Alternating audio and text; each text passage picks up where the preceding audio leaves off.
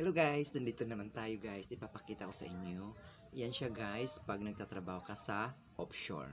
May kanya-kanya siyang mga name tag. May tinatawag na DP4, DP3, Islog, Sabrata. May kanya-kanya siyang department na tinatawag. Para at least mabilis siya ma-determine kung saan kang area na-assign. Guys, pag nag-work ka sa offshore, lagi nilang mindset, malaki talaga ang sweldo. Yes. Pero, ang kaibahan lang sa offshore, may kanya kasi kan department niya na under ka ng subcontractor. Kung under ka pa ng subcontractor, mababa na ang sweldo mo. Pero once na direct ka na mga employee,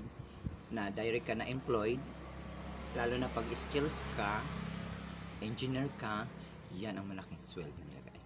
Kung ikaw ay nakapag-work ng offshore, comment down guys. Comment down para i-comment mo yung kung ano ang kaibahan ng offshore at saka onshore ang pag-work mo doon. Diba? Comment down guys ha. Comment!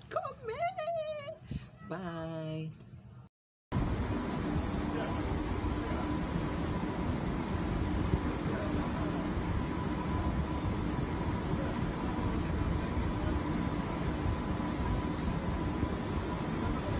Dalawa no, naku, lalaki pa naman ang alon. Patay talaga sila ba? Galing sila ng slog, hindi ata sila tinanggap doon. Hindi sila tatanggapin. Parang namang walang laman. Meron oy, daming tao, tingnan mo.